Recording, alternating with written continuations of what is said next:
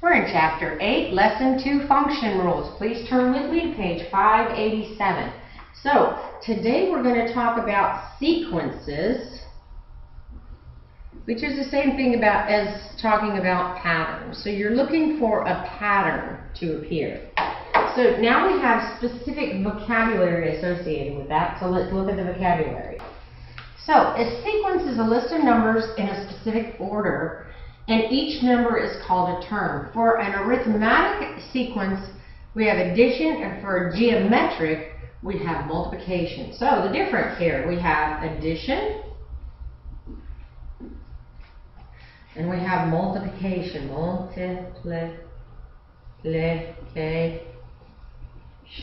Okay. All right. So in the sequence 3, 6, 9, 12. I'm adding 3 each time. Then if I put 3, 6, 12, 24, I'm multiplying by 2 each time to the previous term. So it's always about the previous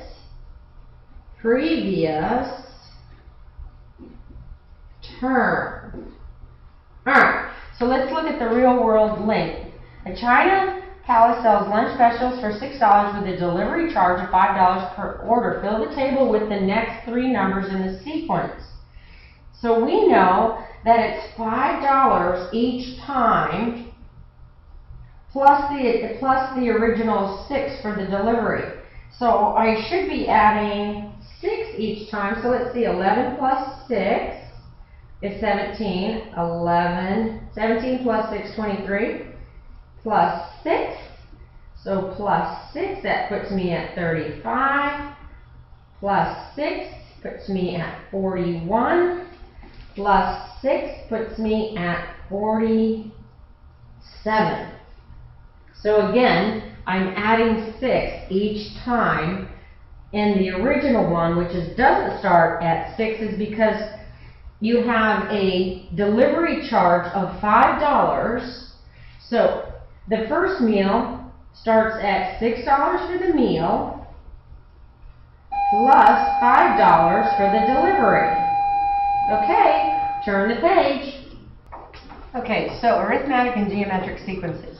So you first have to decide, is it an arithmetic or a geometric sequence? And always remember that it's the previous term. For sequences, it's always about the previous term. So you're doing something to the term before it. So you have to look at it.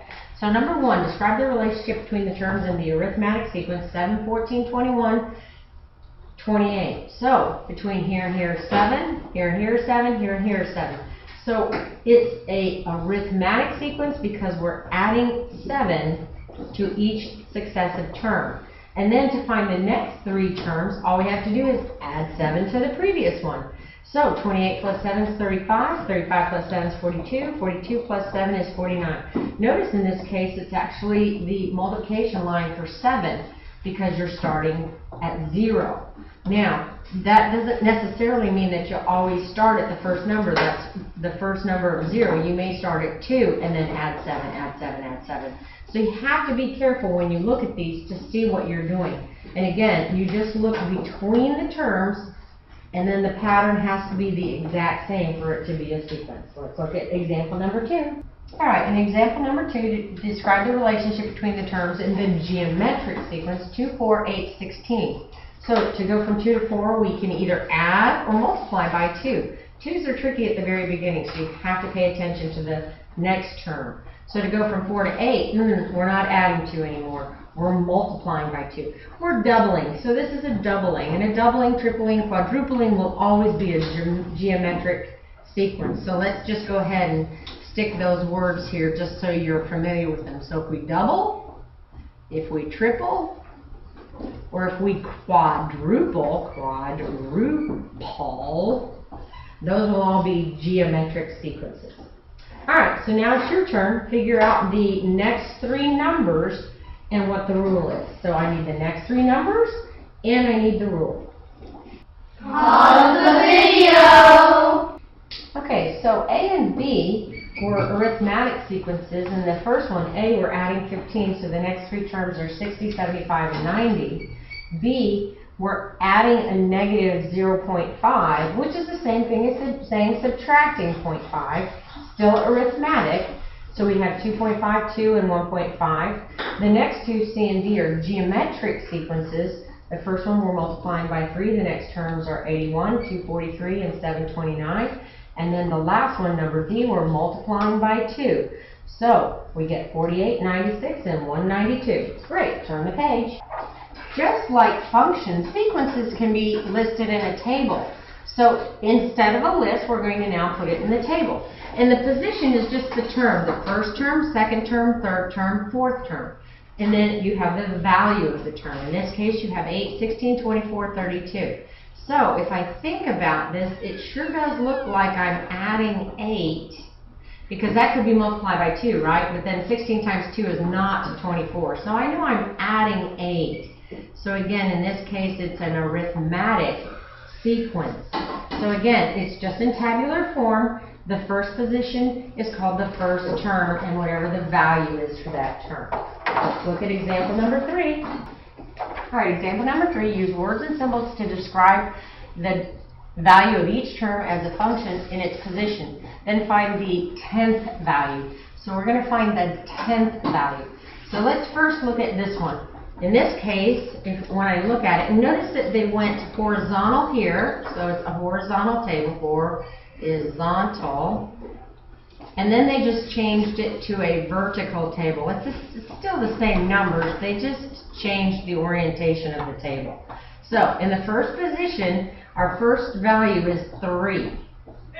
The next one, 2, is 6. Well, if we think about it logically, again, we're multiplying by 3. 1 times 3 is 3, 2 times 3 is 6, 3 times 3 is 9, and on and on and on. So we know that in this case, we're multiplying by 3. And we want the 10th term. So we come down here under the N, and we say 10 times 3, and the 10th term would be 30. The rule would be 3n. Remember, we write a coefficient variable. 3n, coefficient variable. All right, your turn. Please try to describe the pattern in terms of n, and then find the 10th term. So you're going to want the 10th term after you describe the pattern. Now it's your turn. Pause the video. Okay, so this guy, I'm sure, was a lot harder to define than the previous ones, although I'm sure you understood what was happening in words, but trying to write it as a term is a lot harder, because one of the things that you have to understand, in E, I'm adding 6 each time, but really what I'm doing is multiplying by 6 from the term. So from the position to the value, it's multiplying by 6, and that's my coefficient. So if the change in value, if it changes in value in its study, that is your coefficient. For number F, I'm just adding 1 each time, so really that's not changing the coefficient, that's 1n, but from position to value, I'm adding 4. So a change in the position is a constant. And you'll get a lot more of this when you get into 7th grade. So just be familiar that when you have a change in value, when you're looking from position to value, it's either going to be geometric or it's going to be addition. So you need to look at that. But I can tell you when your value changes constantly, that is your coefficient. So in number E, it's 6n. The 10th value would be 10 times 6, which is 60. In number F, it's 1n plus 4, which is n plus 4. And the 10th would be 10 plus 4, which is 14. Don't worry so much about, is this a coefficient or is this a constant? Just understand how to get the next value at 10. And think about what it means when you're looking at it. If you can write it in words, then you can write it as a term. Turn the page. The table shows the number of necklaces Ari can make. Based on the number of hours she works, write a function rule to find the number of necklaces she can make in X hours. So, when you're solving and coming up with your expression, your algebraic expression, putting the tables vertically is so much easier than having them go horizontally. So, vertical tables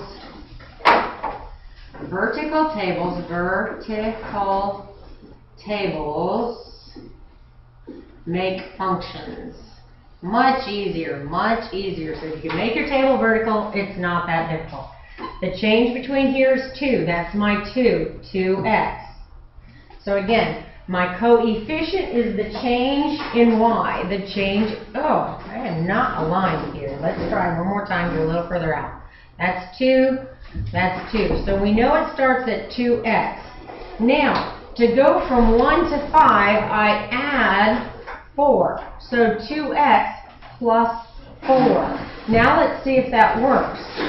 1 times 2 is 2. 1 times 2 is 2 plus 4 is 6, but we got 5. Do I have the, no, I know what's wrong. Okay, the plus is not there. The plus is based on 0, so you have to get this to 0. So I will write a 0 up here, figure out what this would be. That would be 3. So when your x is 0, so when x equals 0, whatever your change is, that is going to be your constant. So when x is 0, my change is 3, so I know I'm adding 3. And notice when I did the other and I didn't have the right answer, I thought, well, that doesn't make logical sense. So again, in order to write this as an expression, the change in y, this is your y, this is your x, the change in y is your coefficient, 2x. Then, when you get it at 0, you have to get it back to 0. Whatever your change is from 0, that is your constant. So in this case, we have 2x plus 3. 2x plus 3. And then let's see if it works now. So if I have 2 times 3, I have 6, plus 3 is 9. That works out perfectly. 2 times 2 is 4, plus 3 is 7. That works out perfectly. 2 times 1 is 2, plus 3 is 5, and again, it works out perfectly. So think about this when you put them in so that you get your change. Always look at your change in y, that's your coefficient, and from 0 and your x to your y, that will be your constant. Thank you for listening. I know that this was a little bit harder. If you can think about it, write it down, and then speak it, you can write a rule based on what you're understanding. So, give it a try and guided practice. See you soon. Okay, so number 1, the relationship, we're multiplying by 2. So again, the first thing I looked at is I'm adding 13, but then 23 plus 13 does not make 52. That's when I realized I'm multiplying by 2. So multiplying by 2, and the next 3 terms would be 208, 416, and 832.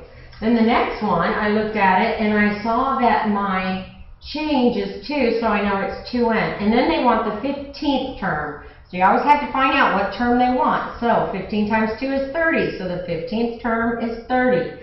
And number 3, again, vertical tables really help you figure out how to write your equation.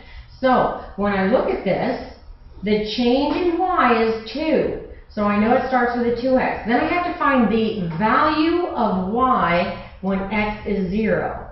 When x is 0, the value of y is 1. So I'm adding 1. So it's 2x plus 1. And the difference between arithmetic and a geometric sequence, an arithmetic is addition and a geometric is multiplication. So again, you will learn a lot more of this when you get into 7th grade. But if you can put it into a vertical table, you can write an algebraic expression. Thank you for listening. I think I know what this one problem.